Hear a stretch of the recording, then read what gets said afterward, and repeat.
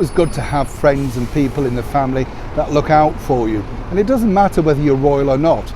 We all want the same thing. We're all human after all. So it's reassuring to note that Catherine, Duchess of Cambridge, has simply found that very close pal within the monarchy. But who are we talking about?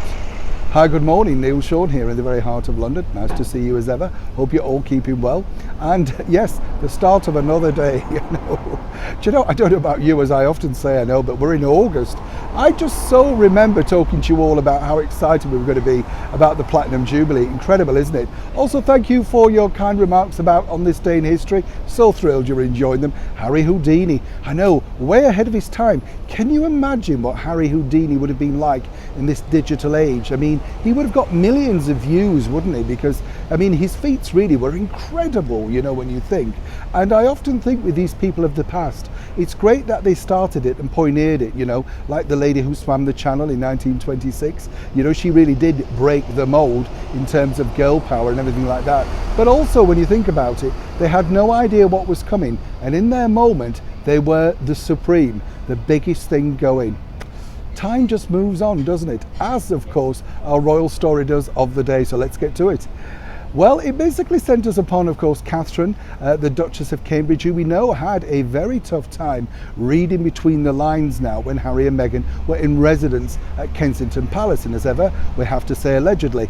You know, if you think about it, Catherine was really trapped in the mire. The bullying allegations that were sent around left, right and centre. The allegations, of course, that Meghan made Princess Charlotte cry was a very stressful time. But there was one person at her side who truly was there throughout it all.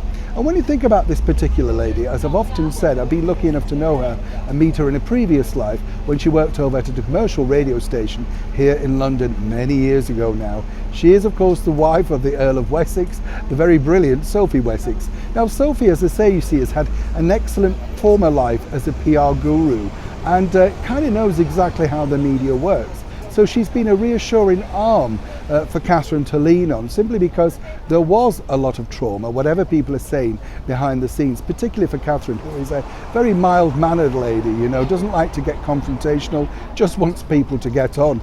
Wow, that must have been an interesting time, don't you think, going through all of that? And according to a very good source, has now been even more reassuring in the last 18 months because, again, you know, lots of accusations flying around back and forth, negative stories printed in the media. Now, of course, as I often say here on the show, there are two sides to every story. But Catherine obviously needed someone to lean on, and that person was none other than Sophie Wessex, which has created an even closer bond between William and Edward. But I do like Prince Edward, I have to point this out, that when he was asked about all the traumas of his family, he laughed wholeheartedly, said he just likes to keep out of it. It's like so many men, isn't it? Don't want to get involved, just move away, hope it'll all go away. Sadly, of course, it hasn't. It builds daily, and more importantly, Catherine, who will one day be our queen, at least can turn to and be reassured by a very good, close and constant support friend in the likes of Sophie Wessex.